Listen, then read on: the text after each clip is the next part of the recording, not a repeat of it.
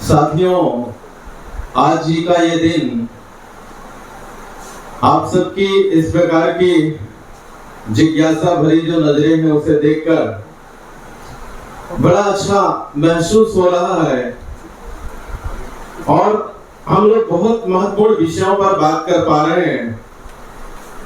और ऐसा अवसर राष्ट्रीय स्तर पे जब हमें मिली है, इसकी अंतिम परिणाम, इसका एक अच्छा निचोड़ निकलने वाली है, ऐसा हम विश्वास करते हैं।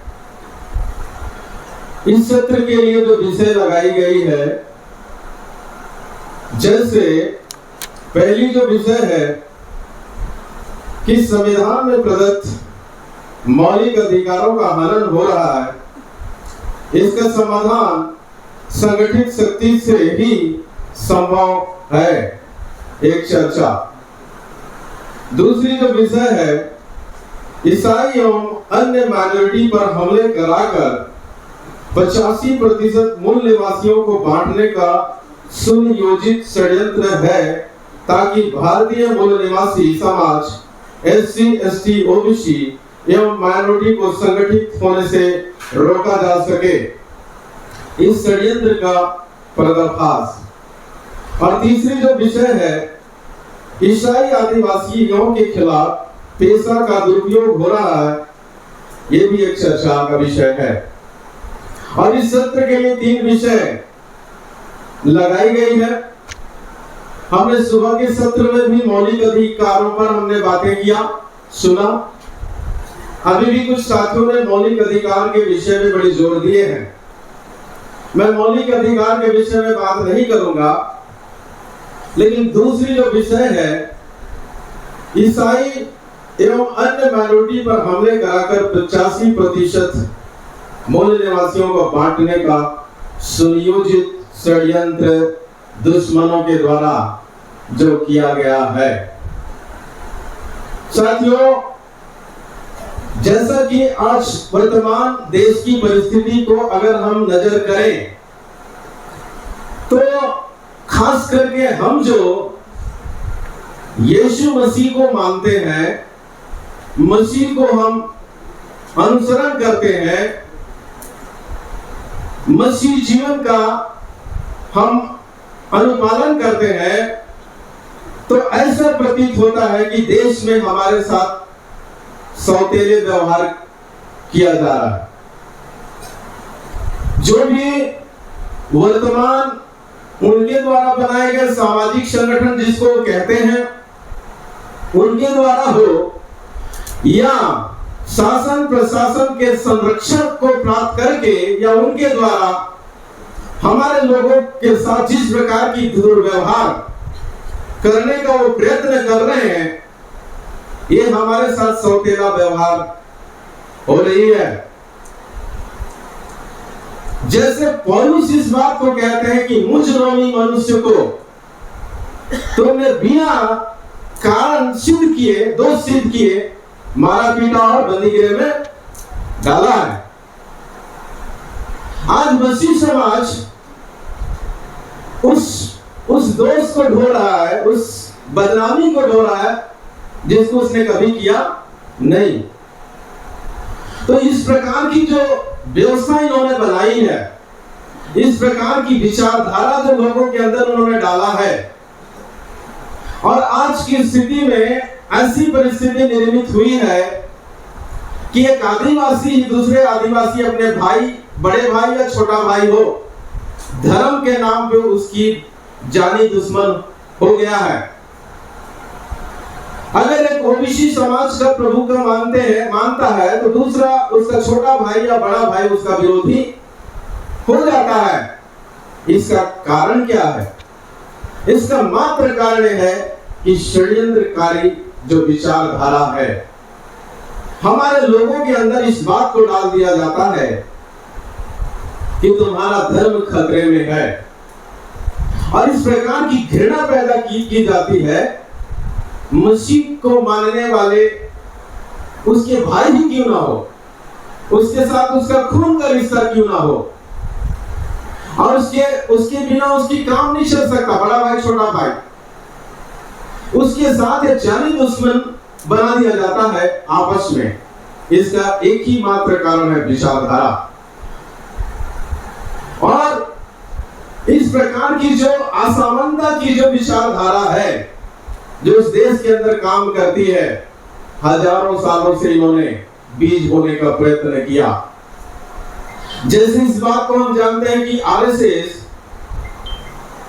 1925 में गठित हुई, और जब गठित हुई तब इन्होंने इस बात को कसम खा लिया था कि इस देश को हमें अपने कंट्रोल में रखना होगा।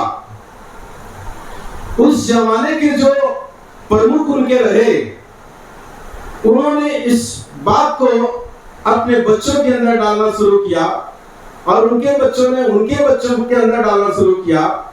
और आज हम 2025वां वर्ष में हैं, वो अपने इतिहास को भूले नहीं। लेकिन हमारे SC ST OBC और इनमें से अन्य धर्मों को मानने वाले हम जो साथी हैं, हम अपने इतिहास को जानते नहीं हैं। अरे हमारे लिए सबसे बड़ी समस्या का कारण है। तो इस प्रकार की जो घृणा पैदा किया जा रहा है इस देश के अंदर, विचारधारा का ही वो कारण है। और हम इस बात के लिए गर्वान्वित महसूस करते हैं कि हमें बामसेफ के द्वारा एक विचारधारा मिली है। मानते नहीं मानते? बामसेफ के द्वारा विचारधारा मिली है कि हम इस देश की मूल निवासी हैं, हम इस देश के असली मालिक हैं, हम इस देश के नागरिक ही नहीं हैं परंतु इस देश की मालिक हैं। पेशा कानून के तहत जो उसमें एक लाइन है, एक शब्द है, उसमें कहा है स्वशासन। एक ऐसा अधिनियम है उसमें स्वशासन निर्मित होनी चाहिए। अगर अनुसूचित क्षेत्र है तो उस क्षेत्र में एक अनुसूचित जो हमारे साथी है वहां का मालिक है, स्वशासन जिसको कहा जा सकता है। यानी कि कलेक्टर, SP, DSP, TI या DMCM या PM ही क्यों ना हो, लेकिन अगर वहां स्वैत शासन लागू होती है, अनुसूचित क्षेत्र के अंदर आता है, तो एक आदिवासी वहां का मालिक होता है। उसको पूछे भी ना, कोई भी ऐसे उसके विरुद्ध में वो कार्य नहीं कर सकता। तो इस प्रकार से आज धर्म के आड़ पे हमारे लोगों के बीच में घृणा पैदा करने का प्रयास किया जा रहा है। और हम भी इतने भोले लोग हैं कि वो जो कह देते हैं हम उनको मान लेते हैं। साथियों, हमारे हाथ में जब इतनी मजबूत संविधान मिला हुआ है, हमें उसकी उपयोग करनी चाहिए, हमें जागरूक होकर के इनकी सामना करनी चाहिए। मेसराम साहब इस बात को कहते हैं कि जरूर हम सभी संसद सभा के अंदर जा नहीं पा रहे हैं, कोई बात नहीं, उसके अंदर नहीं जा पा रहे हैं, लेकिन उसकी बाहर तो जा सकते हैं। संसद सभा की बाहर जा सकते हैं, विधानसभा के बाहर जा सकते हैं, राज्य शासन को घेर सकते हैं, केंद्र शासन को घेर सकते हैं अपने हक और अधिकार के लिए। जितना जल्दी हम जागरूक होंगे उतना जल्दी हम अपने मुकाम की ओर आगे बढ़ सकेंगे, ऐसा मैं विश्वास करता हूं। एक दो शब्द बोल करके मैं अंत करूंगा। बामसेफ में जो वर्ड है एम, और एम ही माइनॉरिटी है। अगर बामसेफ के अंदर से एम हटा दिया जाए तो बामसेफ बोलने में उल्टा पुल्टा हो जाएगा। सो बामसेफ में जो एम है जिसका मीन्स होता है माइनॉरिटी, और माइनॉरिटी के अंदर जो इन दिनों विंग्स तैयार हुए, चाहे वो मुस्लिम मोर्चा हो, क्रिश्चियन मोर्चा हो, बुद्धिस्ट इंटरनेशनल नेटवर्क हो, और अन्य जो विंग्स तैयार किए गए हैं, इन दिनों बड़ी मजबूती के साथ उभर के आ रहे हैं।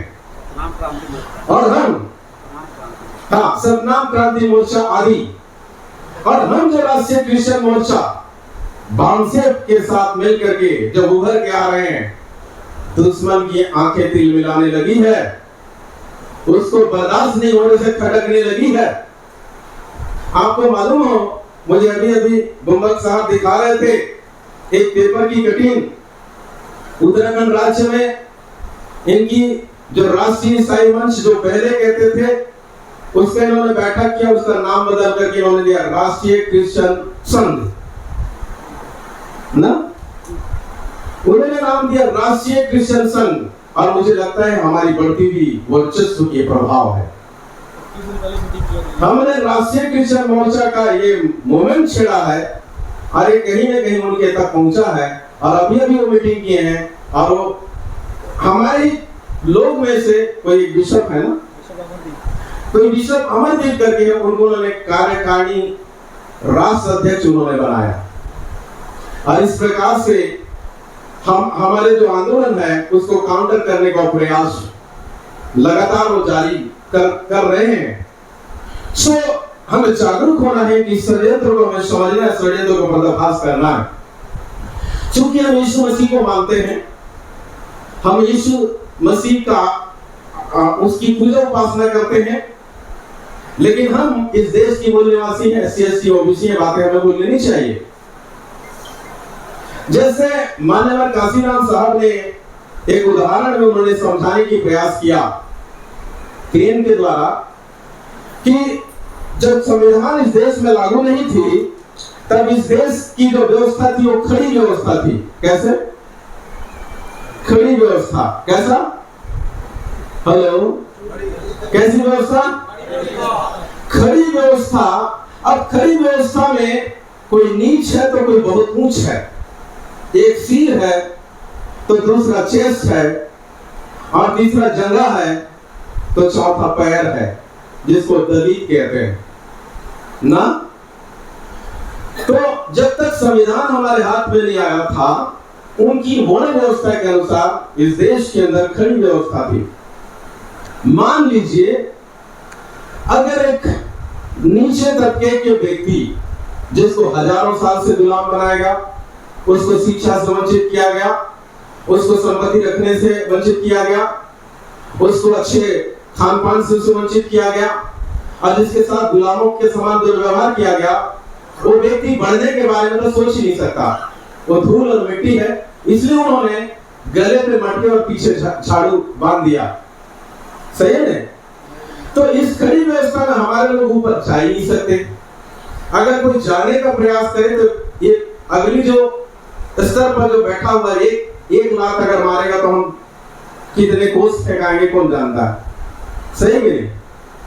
पर प्रियो, जैसे ही बाबा साहब डॉक्टर भीमराव अम्बेडकर के द्वारा समानता, स्वतंत्रता, बंधुत्व, भाईचारे के आधार पर हमें एक मजबूत संविधान मिला, तो ये खड़ी व्यवस्था ऐसे हो गई सामान। हेलो, ये खड़ी व्यवस्था क्या हो गई? सामान हो गई। अब जो है उनको भी जाने का अवसर मिल गया, हमें भी जाने का अवसर मिल गया, सबके रास्ते प्रशस्त हो गए, खुल गए। ये संविधान में नहीं, बाबा साहब डॉक्टर भीमराव अम्बेडकर ने हमें दिया। 1956 से लेकर के काशीराम साहब तक हमारे समाज के लिए अंधकार काल था, ऐसा कहा जाता है। धन्य मानिए माननीय काशीराम साहब और उनके साथियों का, जिन्होंने एक संगठन का निर्माण किया और आज उसी बामसेब के तहत और उस बामसेब को आगे बढ़ाते हुए माननीय वामन मिश्राम जैसे नेतृत्व आप पर मुझे मिली है। और इस नेतृत्व के द्वारा हमें राष्ट्रीय क्रिश्चियन मोर्चा का विंग्स मिला हुआ है। हमारी आशा और विश्वास है कि हम इस देश के अंदर हम विजयी होंगे, हमारे लोग विजयी होंगे। हम इन्हीं शब्दों के साथ मैं अपने वाणी को विराम देता हूं। मैं बहुत धन्यवाद देता हूं हमारी इस पूरी टीम को, आप सबका, और मुझे बोलने का अवसर मिला इसीलिए। सो थैंक यू, बहुत बहुत धन्यवाद।